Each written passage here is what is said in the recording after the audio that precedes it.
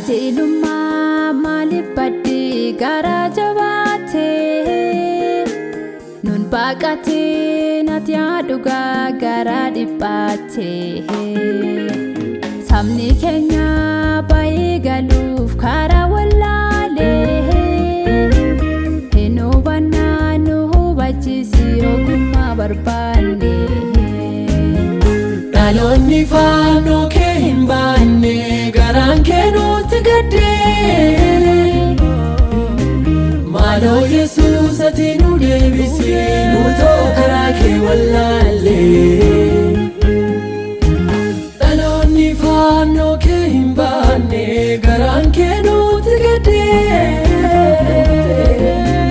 maaloo Yesuus ati nu deebisee nutoo karaa kee wallaallee dhaloonni fannoo kee hin baanne garaan kee nutti gaddee maaloo Yesuus ati nu deebisii nutoo karaa kee wallaalle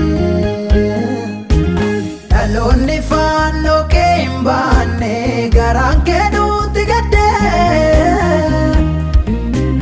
maaloo Yesuus ati nu deebisii nutoo karaa kee wallaalle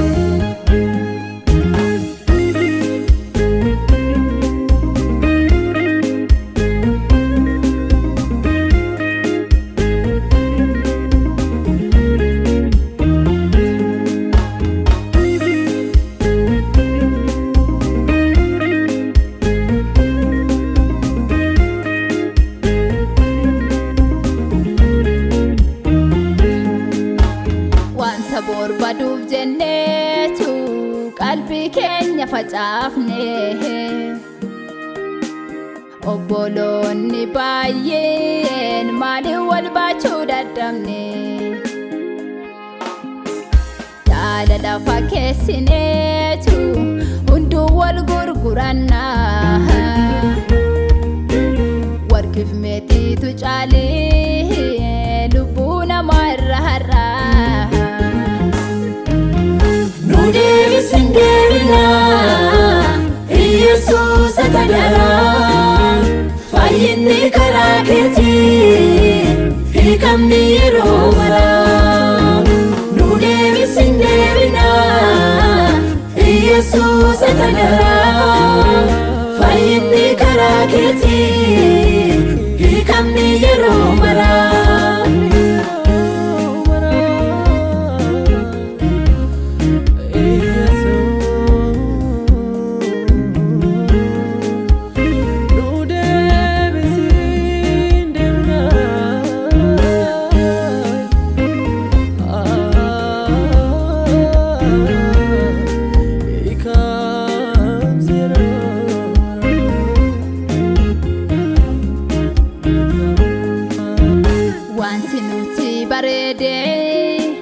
maaliif qalbii keenya saa har'aan nuti miidhageetu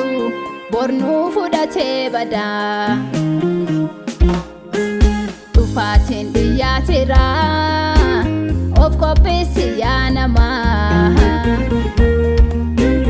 guyyaa sanaaf jabaanne galaa keenya naqannaa Deebi sindevina Yesuus atadara fayyinni karaa keetii hiikamni yeroo maraa nu deebi sindevina Yesuus atadara fayyinni karaa keetii hiikamni yeroo maraa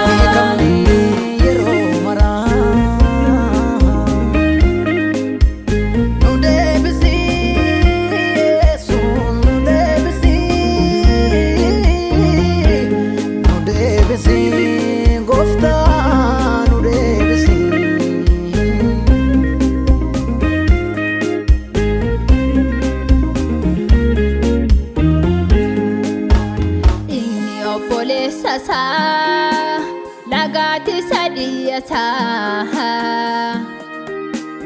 inni dhidhiqateetu galee nagaa fakkaata mirree obboleessi kee jedhee Yesuus nu gaafata deebiin isa kanaaf ta'u gaafa sana isa kam laata Nu deebisin deebina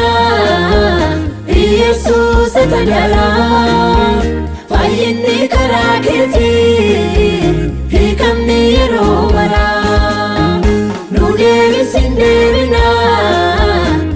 Yesuus tajala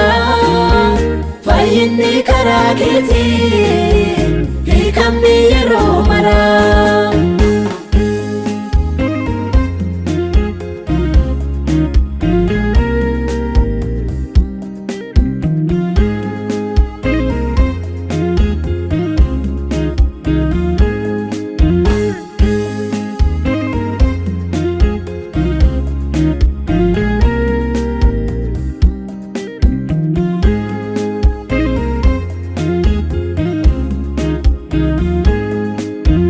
Gaafa Yesuus dhufu